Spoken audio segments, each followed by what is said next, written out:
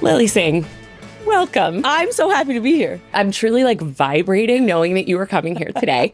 Welcome to General Meeting with Becky Sloviter. Words that might not have been said if not for your true like push and encouragement, and I'll just never forget being at that dinner with you that night. Oh. We will get to that, but I'm gonna do. So this podcast launched a few weeks ago. It's now out in the world. Congrats. Thank you so much. Cheers. And as you well know, being out in the world now means feedback's coming in. And so one of the things somebody was, actually a few people in my life had said was, I think you're not giving enough context sometimes. So what I wanted to do, and you know, for most people who are not such multi-hyphenates like you are, I can be like, and she is the showrunner of this show and has written this.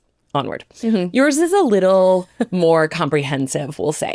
So I never do this. I always shut off my phone and leave it in my room. Okay. But today, if you don't mind, please, I am going to read a paragraph Ooh. That only like scratches the surface, but is sort of a big picture of the magic that is Lilly Singh and how like your accomplishments are kind of unbelievable. And I'm like, dying that, A, like we're friends and that's so special to me, but that you are an early guest on this podcast just like means the world. Are you kidding me? I'm so happy to support and I cannot wait to hear this paragraph. Gas me up, Becky. Okay, here we go. Lilly Singh is an award-winning entertainer, actress, writer, gender equality advocate, and president of Unicorn Island. With a digital audience of over 40 million. Did everyone hear that? These are numbers that boggle the mind. Over 40 million. She's pivoted her successful online career to the big and small screens. Lilly recently released her first feature film, DOIN IT, which she co-wrote, produced, and stars in. We will talk about DOIN IT in a moment. I love this movie more than I can possibly tell you. And being at the premiere for you and the way the audience reacted and just like, oh my God. Okay, I'm getting off track. Back to the bio. Additional credits include NBC's A Little Late with Lilly Singh, Disney's The Muppets Mayhem, Universal's The Bad Guys films, and CTV's Battle of the Generations. Mm-hmm. She is a sustainable development goals advocate for the United Goddamn Nations and owner of the WNBA's Toronto Tempo. I can't wait to talk to you about this. And the National Women's Soccer League's Angel City Football Club, which is obviously why I am wearing my sweatshirt proudly today. Well done. The New York Times bestselling author is also the founder of Lily's Library Book Club, where she continues to celebrate South Asian storytelling. She's been recognized as one of Forbes 30 Under 30 Hollywood and Entertainment, Time's 30 Most Influential People on the Internet, and as one of Fast Company's Most Creative People. Good Lord. Oh my, gas me. I need to take you everywhere. I do all your PR now. I'm so sorry to your incredible team. I'm taking over. That, I mean, again, I knew all this about you, but also because we met in a general meeting. Yeah. And we met over the pandemic, so it was in a Zoom. Mm-hmm. And then when I made a movie last year called Let's Have Kids, yep. And I thought of you, and you are so hilariously funny. I cannot wait for this movie to come out. But what you are doing in DOIN IT, I'm going to go a little reverse chronology here. Let's just go right into the movie that was in theaters. Yes, it is available to watch at home. Exactly. Yes. On Apple, Amazon, and Fandango. Get those talking points, Becky. Exactly. You give me a bullet point, I'm going to maybe try to remember it, kind of. We were talking right before this started of like, okay, but what's the nomenclature of how I'm like, it's on your TV. You can figure this out, is what I want to say, basically. Right. This movie is so personal to you, yes. So incredibly funny, so touching. And you were so funny when you got up on stage at the premiere and we're talking about like the aunties in the audience and like, you know, we don't talk about sex a lot. Mm-hmm. So inspiration, but also what this journey has been like for you. Totally. So doing it is a first of many for me. So first time I'm leading a movie, first time I've produced a movie, first time I've written a movie, my production company's first time releasing a movie. So it's a big deal for me. Yes. I've worked on it for 7 years. Holy shit. Which is a long time, 7 years. Yes. And you know, if you asked me 8 years ago, would you ever release a sex comedy? I'd be like, what? No. Why would I? No. the first time I got the draft of this script in my inbox 7 years ago, it was by writer Neil Patel, the original writer. And I remember reading it thinking, my younger brain couldn't even fathom that there could be a sex comedy with someone that looks like me at the center of it. Yes. You know what I mean? Because I Yes. love the genre. I mean, growing up, I never got the talk. I never had sex ed in school. Yep. Been awkward about sex my whole life. Struggled to say the word sex even before I shot this movie, honestly. Totally. I used to whisper it. Yes. And so I'd be like, there's no way. I would never do a sex comedy.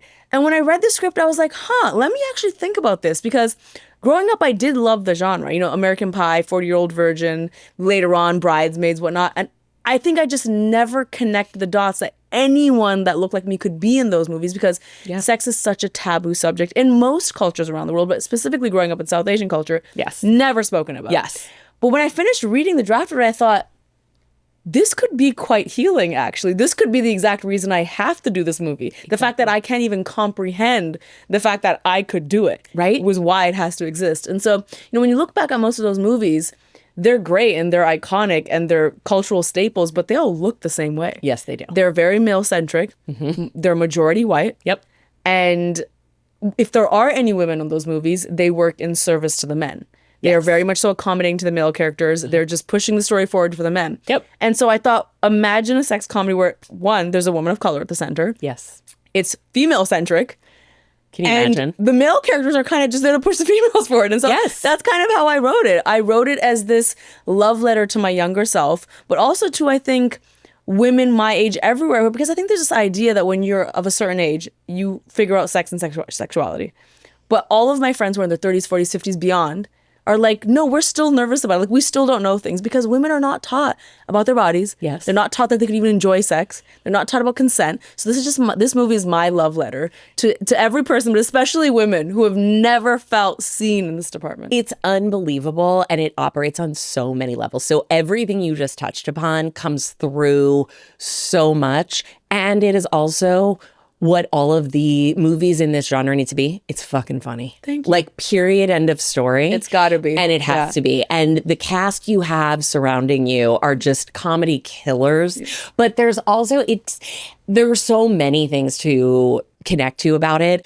You know, it's the best kind of movie also because what your character Maya is going through then starts to affect every other character, right? Her mom, that relationship and the history there that you know, infused into that is just, it's really touching and it's super funny. And I thought the story turns in there are just perfectly done. Can we also shout out Sabrina Jalise for 1 second? Oh my goodness. So to give you all y'all context listening, Doing It, the character I play Maya, it's about a 30-something-year-old virgin who finds herself teaching sex ed. So she becomes a substitute sex ed teacher. She's a virgin herself, has no experience, and she has to now teach these kids this education that she never got. And so it's a fish out of water story. It's a coming of late age story. And Maya's best friend, Jess, is played by Sabrina Jalise, who's another fantastic Canadian comic. And she is just the love of my life. Lights out we performance. had such a blast on set. We'd only met one time prior to that, which was on my late night show. And we had most of what you actually see in the movie is us improving. Like, much of it is improv. You know what's funny? Knowing you, and then I was a fan of Sabrina when she had her show, and I've seen her do stand up a few times. And like, I'm actually not surprised to hear that because you guys can go toe to toe. The movie could have been 17 hours long with how long we went each scene. The director was like, we just need you both to say these 3 words, and we're just going at it. Like, you always want to give options and alts, and it's like, okay, maybe it's too many alts. Correct. Though. We would just keep go. Every scene ran for like 20 minutes. Her energy is so great. Yeah. The story, the plot line of she is falling in love and has her own relationship, but then when you cut back to being with her, it's another right. She's U-hauling hard. Like, it's so lesbian U-hauling. Was there something like, yeah, we got a Costco membership together, or like we're getting a dog? No, like, the funniest one. So basically, Jess's character progresses as her and her girlfriend are moving so fast, as you know, stereotypically lesbians do. I'm allowed to say that. We U-haul a little bit, right? And so it's like the 4th beat of the movie, she goes, "Oh, by the way, Tanya and I, we started a podcast together." And I was like, "You guys are podcasting?" That is a real thing. I know so many couples that message me. They're like, "Hey, we started a podcast." That's the new marriage. That's so the new marriage. Truly, so true. It's I mean, will you start a podcast with me? That's literally what proposals are these days. I swear. This is, it's so amazing to me. And also, and this is a real tangent that I won't go off on, but being a Gen X woman who is not a digital native by any stretch of the imagination. A term that a friend used recently, and I was like, oh, that's me, not a digital native. When we were at dinner that night, and we had like a long talk about ChatGPT and all these things. And I'm like, And I remember going home, like, I got to Google 12 things she just said because I like don't even know what these words are meaning. Oh, it's terrible. However, I'm like, I'm finding my way. It's fine. But as you're saying, the podcast space, like as I'm just getting into it, I'm like, this is interesting. You're doing great. Listen, I came in here. You got, look how many? You got 3 cameras. You got 2 mics. Look at all this. I mean, this is killing it. The room feels very soundproof. There's wires, there's lights. It's all looking real good. Thank you so much. Yeah. We, as I think I said this on the first podcast, which was with our mutual friend Amanda Crew, we love, who in the movie you two play lifelong best friends and are the chemistry you and Crew have in your movie in Let's Have Kids that will see the light of day at some point is so good, and just you guys really like created this friendship that just elevated beyond the page, and it was so good. I love Amanda. We love you, Amanda. Crew, we worship you. Amanda fan club. Also, it's Amanda Crew fan club. It's a Canadian women fan club. Let's go. So Sabrina, Amanda, Lilly Singh. Yeah. I'm gonna actually segue this back to born and raised in Ontario. Toronto, which is in Ontario. Okay, the province of Ontario. Yes, great. A true American who like does not understand. I'm like, I think there's provinces. Yeah. Toronto is in the province of Ontario. Great. Killing it. Okay. Not gonna have to edit this at all. I feel like when I first started hearing about you was YouTube and you becoming just a humongous digital presence. Again, a Gen X lady trying to speak this language. No, it sounds great so far. You're crushing it. I'm really trying. Can you tell me a bit, how did that first come about? Yeah, so when I was growing up in Toronto, I always had a knack for attention, honestly, but also entertainment in various forms. Yes. I remember being obsessed with just creating. I loved creativity. I was a very creative kid. In fact, my first YouTube videos were like me baking cakes because I used to watch Ace of Cakes and I was like, I want to bake cakes like that. Yeah. And at a dance party, I'd be like, I want to learn how to dance like that, like the Bollywood star I see on TV. I was just always so enthralled by entertainment and creation. But, growing up in a small town in Toronto, I was like, what do I actually do with that? Everyone else in my family had a very, not to say anything's wrong with this, but quite a linear path that was set up by my parents. My sister went to school, got a degree, got married, had kids, and that's what I was going to do, and that's what everyone before us did. And I was like, that's kind of what life is. And when I was in university, I that didn't sit well with me. I always remembered being like, okay, I have a degree in psychology, but like I'm not super passionate about this. Don't really care about a lot of my classes. Like I always wanted to be creative. And around that time, I discovered YouTube. And now the first time someone told me about YouTube, I vividly remember being like, that sounds dumb, bro. I'm going to be honest with you. Like, it sounds stupid. And literally, I thought nothing of it. And then it kept coming up. Like, people kept bringing up YouTube. And I was like, all right, let me check out this YouTube thing. And I remember when I watched the first video, I was like, wait, this is actually really cool. Someone is just speaking their mind directly to camera in their house. They're not on a set. They don't live in Hollywood. And just kind of like blowing the doors open to anyone that wants to do something. And so when I made my first YouTube video, I never would have considered myself funny. I was not trained and am not trained in comedy at all, or even video making. I didn't know how to use a camera to edit or anything. But I just love this idea of being able to speak about what was on my mind, because I don't think I ever had that sense of liberation before. I was always so do this, follow this line, go to this class, get this degree. And I never could like just speak my mind on certain things. And so I posted my first video, which was just a spoken word piece, and it was bad. Honestly, had 70 views on it, but I fell in love, and I have quite the obsessive personality, to be honest.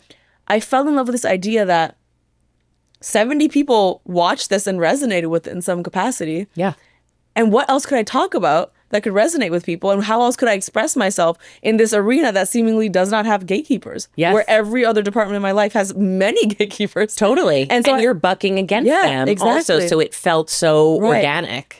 So I just kind of, my first couple of videos, I just experimented with being like, okay, I'm going to do like a spoken word piece here. I'll do a tutorial. I did a cake baking tutorial.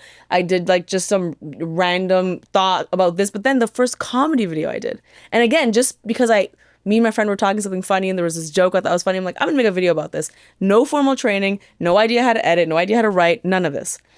And it resonated with people. And I think it's because people were not used to seeing someone that looked like me on a screen talking about the things I was talking about, which were not like mind blowing by any means. But I think for us, like, a brown girl talking about relationships. Yep. Talking about her period, talking about fighting with her parents. Yes. Suddenly all these people, especially brown girls, were like, whoa, this is how I feel. And no, I don't see this on TV. I don't see this anywhere else. Well, exactly. And it's an incredible, almost full circle moment for you with doing it, because so much of what you just described comes through in your movie too. Yeah, thank you. But that's incredible, because really, I find you to be so down to earth, so relatable, so funny, and just someone I want to hang with. Thanks. And I that's appreciate. what clearly came through Right. to those 70 viewers. And then it keeps climbing, right? Yeah, You, so then, what happened? Yeah, I mentioned I'm an obsessive person. So I don't just do things. If I do them, I do things. Yes. So back then, there weren't even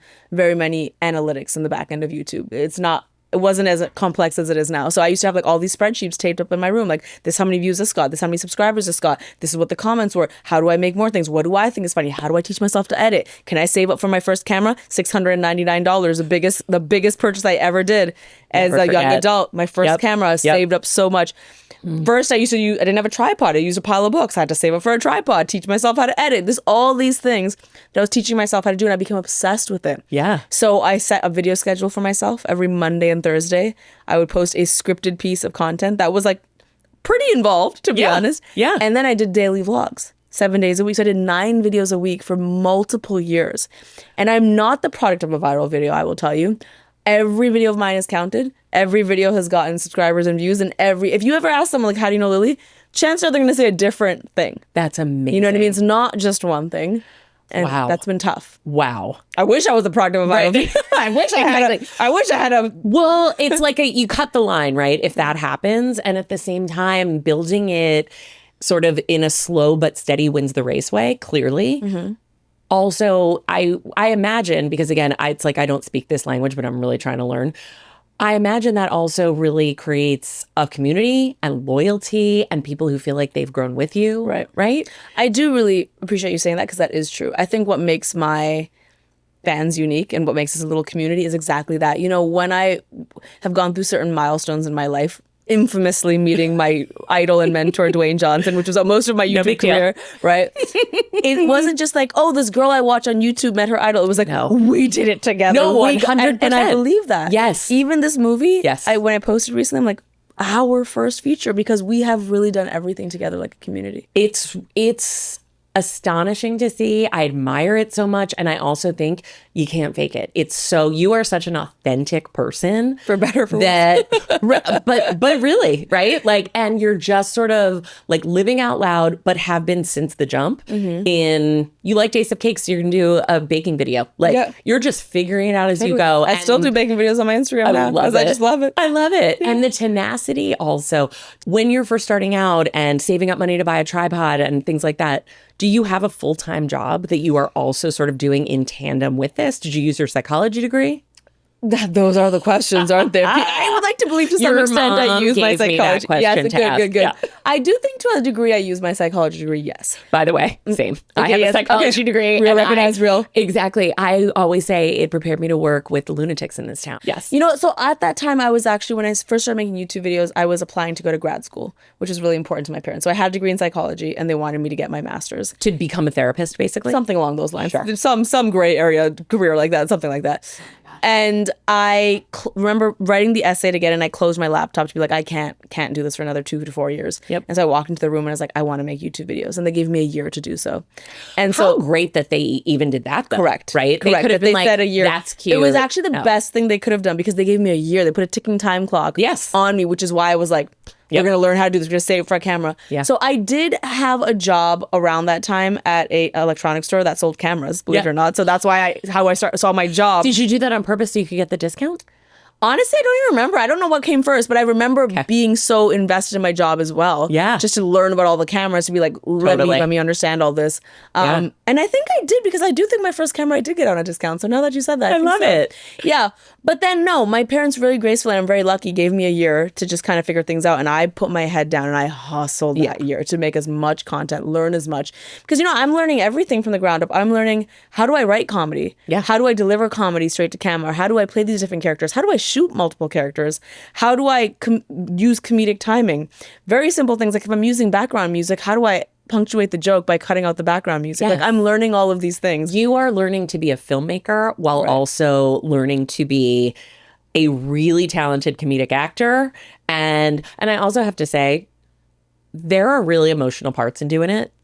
And you come through, dude. Thank you. Like Thanks, there's that scene toward the end. Yep. I mean, there's a lot of scenes toward the end where after the sort of all is lost moment, you know, you have amends to make. That's what's and so things great like about that. being comedic actresses, is that all of us have enough trauma to also be sad on camera. You know what I mean? So we have layers.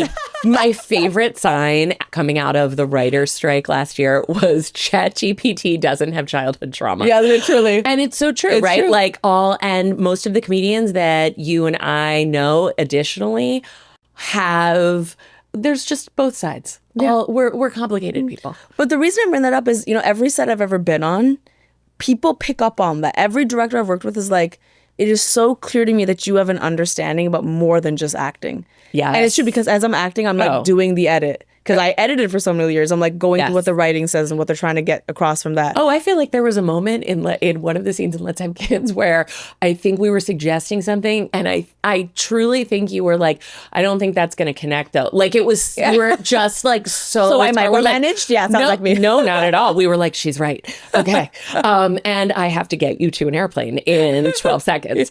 Us, you, me, and Amanda Crew flying down the highway in Portland, Oregon, because I was like, I will get them to the fucking airport. Talk about a good time. producer. I need to big you up for a second. I'm sorry. I know that you'd ask me questions, but I gotta tell the people. I let them know why Becky was and is and the best person ever. Is we were on the set for Let's Have Kids, and I had been in Oregon for like a week, and I was really missing home. And I really wanted to get home, and I told Amanda, I'm like, I'm gonna fly home tonight because Amanda's flight was the next morning. She's like, you can do that. I was like, yeah, tell them to change your flight too. So I peer pressured her into changing her flight to that night as well. So now we're both on this flight tonight. And we'll get the time. We're like, ooh, are we gonna make that flight now? Because we still haven't done our scene yet. And have I screwed over Amanda? Becky ensures we make this flight. So me and Amanda are pregnant. We're playing pregnant women. We're having these prosthetic bellies on. Yes. And literally when the director yells cut, Becky is outside in the car. My car is door on. open. I'm like popping my trunk with the remote key. Yeah. Get him in the car. I had your stuff brought over from base camp trailer because I was like, just get in. We're flying down the highway safely, but still. And you and Amanda are in the back seat. Ripping off our bellies. Ripping prosthetic bellies. Yeah. I'm going to have to, when this episode comes out, I'm going to post the picture of you guys holding up your bellies. Right. And then, like the angels on earth that you are, you make the flight by like 2 seconds. Yep. And you're sitting there and you take a photo. Yes, exactly. Your seat. But which other producer would go to that effort to get us to make our flight? It was just iconic. The vibes of that movie and like beyond my pleasure. And you guys were just, I mean, an incredible experience. Thank you for that. Yes. So the sort of big picture that you always see, right? You're not just coming in to do one thing. And I think because of you're self-taught, but you are, like you say, obsessive. I just say like, I don't know if you're also a recovering perfectionist, like I would call myself. Yeah. Thank you, Brene Brown. Brene Brown and Brown. Yeah, Brene Brown. Yeah. What a great line in your a movie. good memory. Wow. I love it. Oh my God. Well, I mean, she's my hero of all things. And I'm like, but I also like, if you're going to do it right. And I know that's the energy which you bring to everything. So try my very best. Exactly. Let's talk briefly, if we could, before we go to Angel City and your new WNBA team. And I just can't wait to talk about all this. But you accomplished something that you were the first person, not woman, person of South Asian descent to host a late night talk show. And that was A Little Late with Lilly Singh on NBC. Yep. That is fucking huge. I remember when it happened. I don't think we knew each other yet, but I was like a fan from afar and I was like, let's go. What was, and I know this is a big question, but like, how was the experience? It was complex, I imagine. Like very, very complex. Honestly, probably one of the biggest things to happen in my entire life thus far. The best way I can summarize it is the experience of a lifetime in terms of the most exciting thing, the most amount of pressure I've ever felt, the most exhausting thing, the most humbling thing. I'm so grateful for the experience, but it also was extremely terrifying. Yeah. And has fundamentally changed me as a person and how I view work and how I view my life and how I view myself and what I'm willing to accept and tolerate. It's just honestly, And what like you're not. Right. It was such a pivotal moment in my life for so many reasons. And I honestly am more grateful than anything else because of that. Yes. So, when they came to me saying, we have this slot at 1:30, we want you to be the late night host. I gotta be honest, I, growing up, did not watch late night. It never played in my house. My parents have never seen an episode of Late Night. I don't think they've ever watched an episode of Fallon or Seth or anyone. Yeah. That's because they probably couldn't really resonate with it. They grew up in a different place and they probably were like, we don't get it. And so when they approached me, I was like, I got into this industry not because I wanted to be a late night host. Like, I know some people dream of having, I didn't have that dream. So I was like, I don't really know about this. So I said no. Yeah. Wow. Wow. And a month later, they came back again. And they were like, we really just want to talk to you. We really think. And I was like, hold up. I'm a big believer of the universe, working its magic. And so let me think about this. And my team illustrated to me the significance of it. Because I don't think I realized, especially growing up in Canada and just not understanding what this late night machine was. And they were like, listen, this is like a cultural staple. You would be a historic host. Yes. You would help pave this path. And I was like, okay, you're saying all the right words. Exactly. I was going to say, hitting you at your core. It was a tough crossroads to be at because I was like, I know this is not a dream of mine. Yeah. But I feel responsible because if I say no to this again, it could just be another person that looks like everybody else. Exactly. Again. So I felt a lot of pressure to say yes. Yes. I said yes. And like we discussed, I put 1,000% into everything. And that was the first time in my life coming from YouTube at that time. Because in YouTube, I'm the legal team. I'm the writer. I make every decision on YouTube, right? You bet. And I'm really successful at this point. And so I'm like, I know what's up.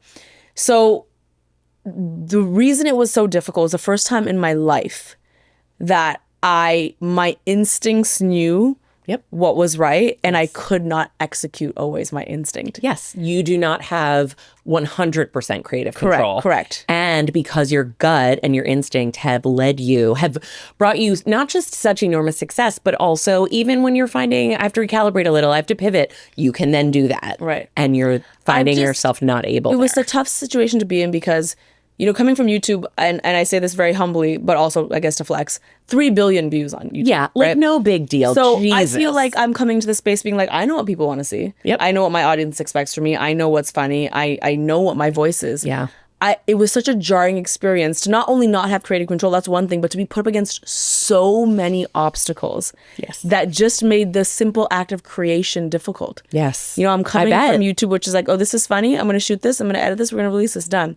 And then you go into a situation where it's like, hey, we're going to give you a fraction of the budget than any other show. We're going to give you half of the writer's room. Yep. Here is a whole bunch of regulations. Here's a whole bunch of jokes you cannot make. We want you to maintain Jimmy and Seth's audience, but also bring your fresh voice to it. Here are a bunch of brands you can't make fun of because they're our sponsors. Mm-hmm. Here's the time restraints of how you have to do the jokes because we need our commercial breaks to be here, here, here, and here. It's like, there's so many obstacles. Beyond. And I remember being like, this industry, we've got something wrong here. I still feel that. I still feel that. It's the industry. Yes. We're supposed to be having the most amount of fun. Yeah. We should be the most liberated. We have lost the plot so hard. It's so true. And I think because you are really at that point, like I have the storm of, it's one of the words you just used, I'll use, like the regulations. Mm-hmm. Like there is a way that they do late night, whatever channel, whatever network, whatever, that, they don't care that you have all that experience. And like, guys, trust me, I know. They're like, cool, sit down. We'll tell you. Because this is how we've been doing it for decades. So I think they're in those situations, the industry is their own biggest enemy because they want fresh voices and they want, they clearly figured something out, but they don't want the fresh voice to be fresh. They want to take the fresh voice and then turn to something else. And I will tell you, like the second season of the show, I was able to make it a little more my own. Yeah. But the issue is people had already made up their mind from the first season. Yeah. Totally. They're like, oh, you get one shot. You get one season. And both seasons of my late night show released in the pandemic. So the first season of the show, because of how we shot it, 96 episodes in 3 months, it was... Yep. I do know this because you've told me this, but I just am going to have the sincere reaction again of what? I know. 96 episodes in 3 months and half of those episodes released. So, this historic late night show happens and I'm like, great.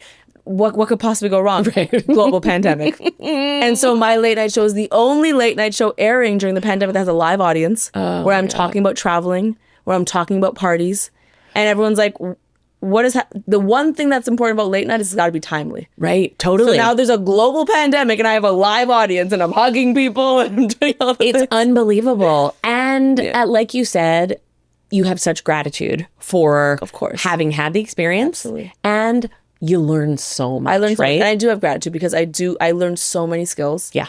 I can deal with any schedule. You bet. I met amazing people. It's the resilience that Absolutely. like Matt and I try to, and I think all parents try to imbue in their kids, like, there's going to be hard times and then you can call back upon the hard times you had. Right. So like, you thought you'd been tired before. Yeah. Right. Like I can't even imagine, because also the stress, I feel like this comes up on almost every podcast now, what the pandemic did to us. So like even just the little kernel of, you are dropped in such a deep end there. And then, what could happen? Right.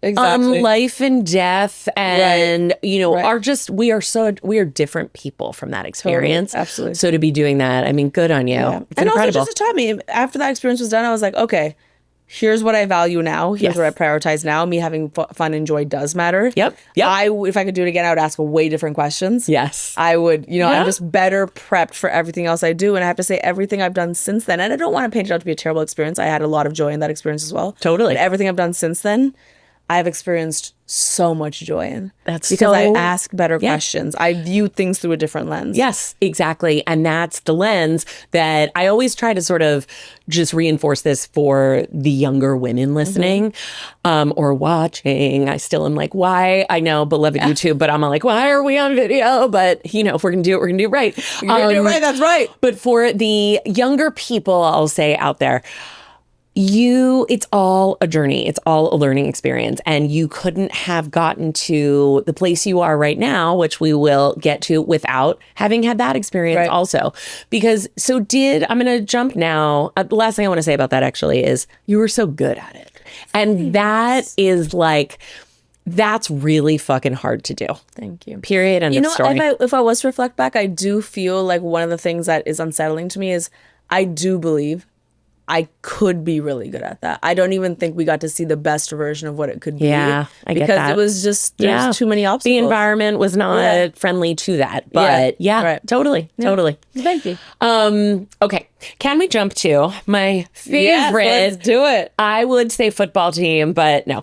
To my favorite National Women's Soccer League team, Angel City Football Club. Okay. Yes. How does this come about that you are one of the owners? Were you always interested in sports, or was it more about the female aspect of it? I remember when Abby Wambach, Natalie Portman, I remember when this came together, although my brain's broken, so I could not tell you what year. Yeah. How did it, exactly. How did it come about? Well, those kids growing up that are just like obsessed with sports. Yes. That are like good at every sport. That was like really athletic. That was not me. I was going to say. I never really played sports. I love watching sports, but I was not athletically gifted at all. People assume that because I have a role in some sports teams that I 100%. played sports. Couldn't tell you the rules of soccer. Couldn't tell you what the yellow card or the red card means. Even now. Nope. Having been to an Angel City game with you. I know the yellow card's you were not paying good. attention. I know the red card is worse than the yellow. Okay. I know neither card is good. Right. Don't know what the offside is. Sports. Sometimes they shoot a goal and it goes in and then it doesn't count. And I'm like... And you're like, what happened? It I went in, still I to saw this it. day could not tell you why it doesn't count. I do know, however, that we run one way. And then at halftime we switch and we go the other way. Yep. So I understand that fundament. I understand the fundamentals in that way. Bless. The reason I am part owner of Angel City has nothing to do with my history of sports. It's not because I grew up playing sports. It's not because I grew up watching soccer. It's not because I know the rules of soccer. It is for one reason and one reason only. And that is because I believe my purpose on this planet is deeply aligned with supporting girls and women. And so that is my mission in everything I do. I have had the privilege of traveling to a lot of places in the world. And one thing is consistent, which is the best investment you can make is girls and women. There's no greater return on investment. And women's sports is so often not viewed as the intervention, but it is. Yes. We just view sports as, exercise or entertainment or something to cheer for. But sports actually is so incredible when it comes to teaching girls and women life skills.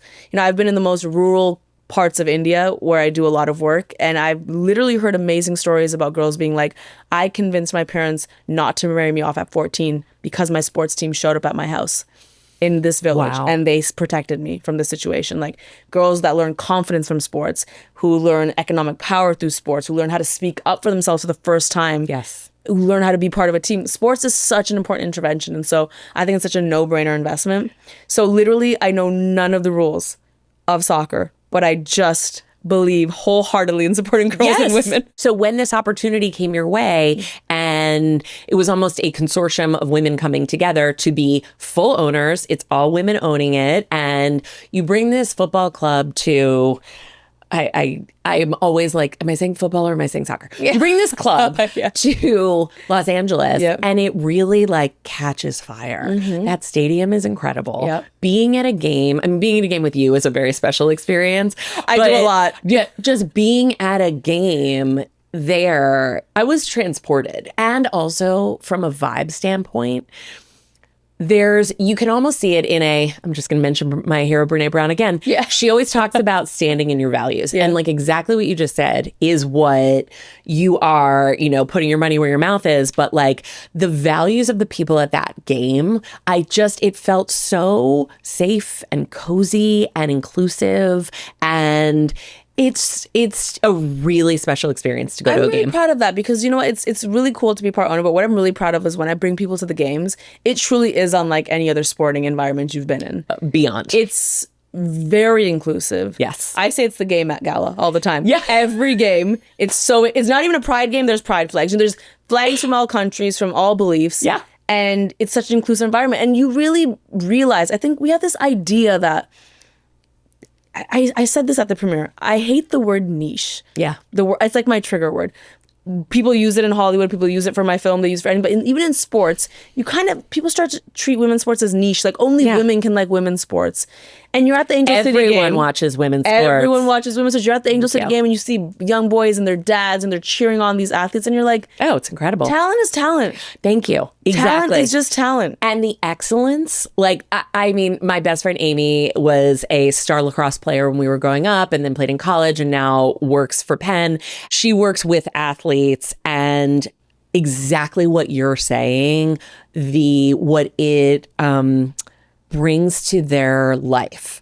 They are enriched as human beings and are going on whether they play a day after they graduate from college or not. Right. What this has done for their lives, Kylie Kelsey with her podcast and how much of an influence she's become, but with women's sports specifically, it's like, it just keeps, it's not reaching a fever pitch at this point. It's taking over. I saw this amazing post the other day, which, my algorithm knows me so well. At this point, it's just serving me puppies. What's an algorithm? Yeah. I'm kidding, but also kind of not. But I saw this amazing post that you would actually really appreciate. It's feminist microaggressions that people do throughout the day. Like, just give me examples of things you do just to push back against the patriarchy. Oh, yeah. And my favorite one, there's so many examples. My favorite one is when someone brings up sports, I assume they're talking about women's sports. So if a man just says, oh my God, you see the game? And you'd be like, the WNBA game? Yeah, of course I didn't see. Did you see it? Yeah. I mean, when someone's got points, Page backers, what are we talking about? Yeah. Automatically assume. It's women's sports. Love that. Yes. Oh my God. Mm-hmm. It is wild. I mean, this is a whole other subject for another podcast. But just the sort of assumptions that are constantly made, and they're microaggressions. Another one, just because it makes me laugh and I love it. When someone mentions a nurse, assume it's a male. Yes. When someone mentions a pilot or a doctor, assume it's a female. Oh, I was emailing with someone a mere 2 days ago and I said something about my attorney and the person wrote back and was like, well, maybe ask him if this. And I was like, it's a woman, bitch. Exactly. Oh my God. But I highly, if you're listening to this and you like what I'm saying, look up the feminist microaggressions. There's a lot of really good ones and I can't wait to adopt them. Like when you're talking to a dad to be like, oh my God, is it tough to handle work and taking care of the kids? Oh my God. Or when my kids were younger, my favorite thing was, you can't babysit your own children. Correct. So like, my husband's home, he's babysitting. No, he's not. He's home with his children. Yes, he's being a father. That's not a thing. Yes, exactly. Because you know who never gets to babysit their kids? A mother. Exactly. Don't get me started. Okay, so last thing before last looks is Toronto Tempo. Yes. Is that what they're called? Okay. Correct. So when we went to dinner, I actually want to just weave one thing in here in terms of how supportive you are. So we met in a general meeting. We then made a movie together and then became friendly where I came to your amazing Diwali party last year. Yes. I can't wait to come again in a few weeks. Oh my God. And we like put dinner on the books. I had left Miramax and was thinking about starting this podcast and sort of was like, oh, I'm definitely going to do this, but I'm not telling anybody. Okay. And I'm having such massive imposter syndrome. I'm like, can I even do this? And I looked at my calendar the night before we were having dinner and I was like, oh, I have dinner with Lilly tomorrow. And I remember saying to my husband, Matt, I am going to force myself to tell her that I'm doing this. So then we go and sit down at dinner and I didn't even have the confidence to say I'm doing this. I was like, so I'm thinking of, and like, again, I didn't even have all the words out of my mouth before you were like, you're doing that. You'd be great at that. And how can I help? And here's what you should do. And I actually have some extra podcasting equipment. Why don't I send that to you? And blah, blah. Like you really were like, I can see that this girl is coming up to the end of the diving board and is maybe gonna do it, but needs a little bit of a push. Yes. And I will never be able to thank you enough. Oh, you're so sweet. It really meant the world to me. And and we got a dessert and we blew it out and we took a picture and I said, congrats. And then she said, you celebrating anything? And I said, yes, her new podcast. Yes, you did. And I was like, I guess we are celebrating that. It was amazing. I'm also going to post that picture when this episode comes out. I totally forgot about that. But really, like, it is those things. So back to your values and like helping and promoting girls and women, like this 47-year-old woman who doesn't understand what an algorithm is also like needed it. So thank you. I appreciate that. But at that dinner, you were like, so you can't tell anyone, but this is happening. And so now it's been announced. So we can talk about it. Yes. The Toronto Tempo. So do you sort of catch the bug being an owner of Angel City? And then this is how this comes about? Well, listen, I'm so stoked to be part owner of Angel City. Like I love it, but I grew up in Toronto. And so Toronto Tempo is Canada's first and only WNBA team. And so when I heard whispers about this happening, I was like, now that I know that it's a possibility that I can be involved in sports teams in this way, I will be devastated, devastated. Women, one sport I do know a little bit about, basketball. Yeah. Thing I love the most, where I'm from, Toronto. Yes. What I love to sport, women. This is the trifecta of who I am here. It has to happen at this point. So, we had some meetings and I sent in my application. There was like a long, and they said that I'm one of the first people they thought of, which was really flattering to me. Okay, good. And I'll tell you why. Even when we went to dinner, you said something to me that no one has ever said to me before. Ooh. And I don't know, the specific way you said it really made me feel good. And it really put a name to the superpower that I think I have that I wasn't aware of before, which is you said, you said this, I told my husband I'm going to tell Lilly because Lily's going to be the perfect cheerleader for this idea for me. And she's going to convince me to do it. And I've always described myself as really energetic and like really like supportive, but I think that's correct. I really like being a safe space for people to be like, I will hold whatever it is that you feel nervous about and like we will celebrate and I am a hype woman. Yes. And so that is your superpower. Thank you so much. You are the perfect cheerleader. And the reason I bring that up is because even Toronto Tempo, when they reached out to me, like, we can't think of a better hype woman. They said the same thing. And I was like, I like that I'm known as being, so my official title with the Toronto Tempo is Chief Hype Officer. Yes. The Cho is the official title. I was going to bring that up because when you did, I was like, okay, now it's public because you put something on your Instagram that day. Chief Hype Officer. Yes. Like the Cho, baby. They have, exactly. Yes. But I love it because, listen, it's my hometown. I get to say I own a team in my hometown. My family and friends get to go to the games. I just believe in women's sports so much. And doing my hometown is just like a dream come true. And I'm going to hype. If you think you've seen me be hyped thus far, I'm going to evolve into Lilly 3.0. Well, it's because, again, it's so authentic. Like everything is so authentic with you. For Toronto, for it to be like all your favorite things. So you bring that enthusiasm and the authenticity of it, and that it is a WNBA team, and that it's the first, and that it's the first Canadian one. Yes. Like all of these things, that is like cheap hype officer. It's hard to say. I know we discovered after. It's hard to say. All of us make fun of it. We should have said it a few times. That's why we say Cho. It's a Cho. Correct. Yeah. Chief hype officer. I'm like, I can do it. But it is so like, talk about rubber meets the road. Talk about born to do this. Thank you. I mean, so it's happy pretty, for you. Listen, when it got announced, I literally danced around my kitchen by myself. Like, it's really meaningful for me. Those are the moments too, right? Really meaningful for me. This one means a lot to me. I'm so thrilled for you. Thank you so much. Do you try to get there for games frequently? Tip-off is going to be May in 2026. I know that. Okay. Yep. Tip-off is May 2026. So we have no players yet. We have nothing yet. It's all happening. But my goal is going to be to try to go back as much as I can. Yeah, totally. So we're going to be catching some flights. Great. And your family's still there? I'm the only one that's not there. My whole family's still there. So that's another thing. I'll get to see them. I'll get to bring them to the games. Great. Also, I get to bring my nieces and nephews to the games. You know? I will tell you that the Toronto Raptors, which is the men's team, which I'm a huge fan of, when they won the championship a few years ago, I flew back and forth to watch the games. Awesome. My lifelong dream has always been to own seats at the Raptors game. It's impossible. There's like a bajillion year wait list. Oh, really? It's very, very tough. So, as a Toronto Tempo owner, when they were like, hey, we're opening up tickets, I was like,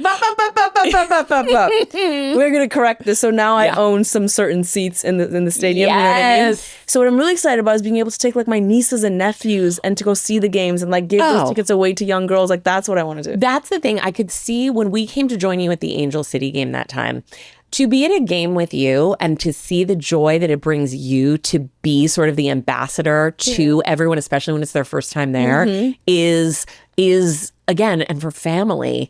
I mean, you are a fun person to be at a game with. This is going to be another level. I'm so excited. Watch out. I'm so excited. I'm so happy for you. This is amazing.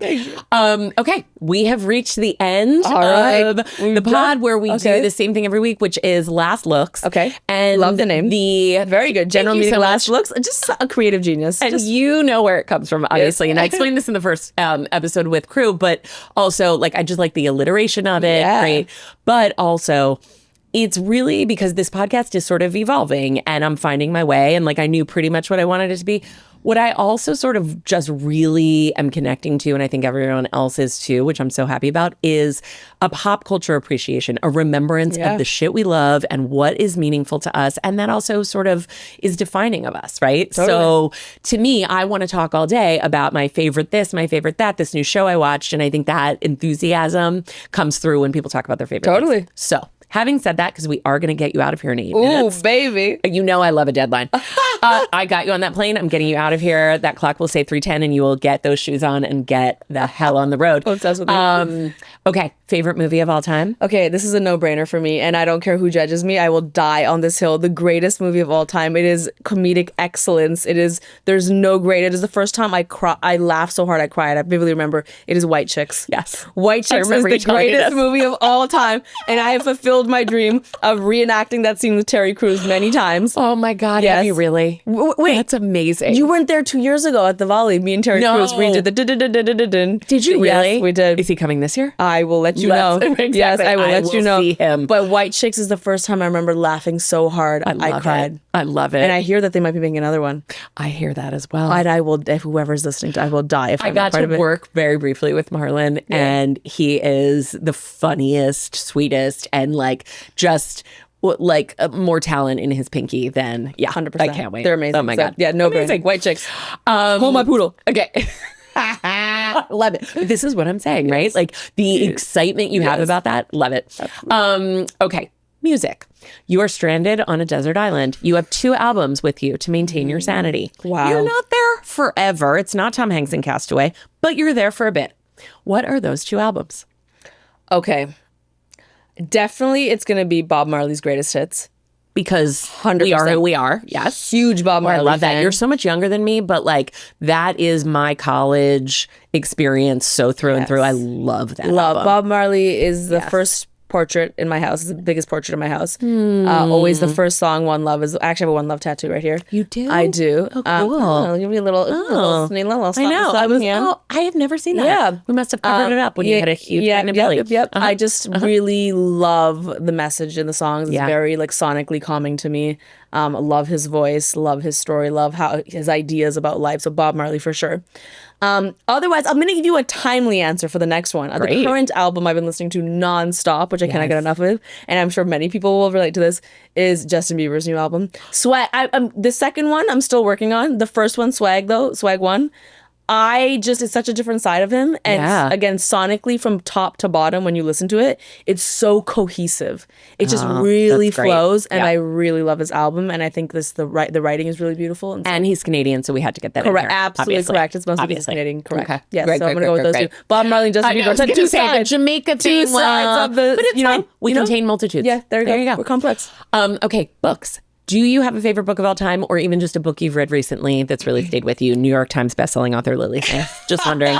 Just curious. One of my favorite books of all time is called The Four Agreements. Yes. My first therapist gave it to me. And I know it's quite a common answer, but I will say it was revolutionary for me when I read it. And it's one I revisit often. Every time I'm in a little bit of a pickle and I'm really at a crossroads of like, I don't really know how to navigate the situation. Yeah. I will pick up The Four Agreements. I feel like it's a really good baseline reminder about what's important in life. Okay, this is great. I have, of course, I'm familiar with it, raised by Oprah, but also have never read it myself. Yeah, and really? This is, I didn't recommend it enough. I will say because it's so... Actually, my second book, Be a Triangle, was really inspired by The Four Agreements and its simplicity. I feel like when you read self-help books or books that are nonfiction, sometimes it can be a bit daunting. Yes. It can be like, wait, I got to change all these things. Yeah, I gotta do all feels like homework. Yes. Four Agreements was just very much like baseline belief system. Straightforward. Which was very simple for me, Okay, this is great. Last question. Okay. 306, we're doing it. Yes. What TV is either your favorite show of all time, or what are you watching recently that you loved and would recommend? Okay, my favorite show of all time, and I was late to the party for this one. Okay. But I did watch it during the pandemic. It is, in my opinion, the greatest show ever made. It is the funniest show ever made. It is the smartest show ever made. And that is Veep. Yes. Julia Louis-Dreyfus. Correct. Yeah, this is factually correct. I was just not even say, my opinion. That is inarguable. Correct. And Your Honor, I rest my case. Thank you so much. I could watch it over and over again. Yeah. She is brilliant. Outstanding. Every person's outstanding, but she is just excellent. She's beyond. In that show. She's beyond. That show should be a masterclass. It completely is. Did you, because you didn't have any scenes with Sam Richardson on Let's Have Kids. He was there at the baby shower, but after we had wrapped you and crew out. Okay, got it. Because I was going to say. Yeah. I mean. Oh, and I've met many of the cast members, and I always stop to be like, I need to tell you. Exactly. I need to sit down and I need to tell you. We need to talk. Yeah, literally. It's also... It's like a vestige of another time. It was, oh my God. Yes. But I'll give you a 0.5 answer because you know what? We got 3 minutes. Please Why not? do. Yeah. Yes, exactly. Another show that I think is really, really important, just because of my beliefs around like girls and women. When you're talking about supporting girls and women, men have to be part of that conversation. Yes. So it's so important. Like the patriarchy doesn't just negatively impact girls and women. It really negatively impacts boys and men as well. You bet. And so anything that highlights the importance of male mental health, men being vulnerable, male friendships, all these things that are supposed to be toxic that are actually really, really great. Yes. Ted Lasso. Yes. I feel like the importance of Ted Lasso could be studied in school. Be curious. I really do. I think so many boys and men and people in general watch that show and be like, oh, I can be vulnerable as a man and I can have male friendships. And we don't really see male friendships like that on TV. And I think that's really important for men to see. So I'm going to say, not only because it's so joyful to watch and it's so hilarious, but Ted Lasso is just an important show. I couldn't agree with you more. That is such a perfect way to end, because also who's been more supportive from the male side of things than Jason Sudeikis for women's sports? Like, God bless. Oh my God. Absolutely. Every time he shows up at a game, which is a lot of time, my best friend Amy and I are like constantly saying, like, look at him. Yeah. There, he's there again. Love. And just incredible work. And I couldn't be more excited it's coming back. Totally. Lilly Singh, this is genuinely, it was an honor. No, my honor, please. And let me just close this loop since we have 1 minute to say, you not just sent me the podcast equipment and was like, you can do this and blah, blah, blah. Maybe like, it was like mid-May and you'd randomly text me. It's like a Wednesday night. You're like, I'm just checking in. How's it going? Like you kind of, I think almost felt I needed that push. Yeah. And like by that point I was like putting it together, but still like not telling anyone even. Right. I was like so in the closet about it. And I just am forever grateful to you. You're so sweet. And I'm so happy to do this. And I hope years from now when this is the biggest podcast in the world, you'll still have a booking slot for me. Just come in here and have this conversation. I guess we'll make it work. But just in case, I'll just soak this up right now. This is my only time. You're the best. Thank you, Becky. Thank you Appreciate so much. you. Thank you. I never know how to end a General Meeting with Becky Sloviter is hosted and executive produced by me, Becky Sloviter. Our editor is Jay Rothman. Our audio engineer is Hector Fernandez. Our director of photography is Dylan Mortensen. Our tech producer is Griffin Davis. And our theme music is by Jay Rothman. If you're enjoying this podcast, I would be so appreciative if you would subscribe or follow it or whatever the correct wording would be. All of our episodes are on video as well, so please visit our YouTube channel, if you dare, at General Meeting Pod. You can also follow us on Instagram at General Meeting Pod or TikTok at General Meeting Pod, or get more info on our website, generalmeetingpod.com. Thank you, and most importantly, go Birds.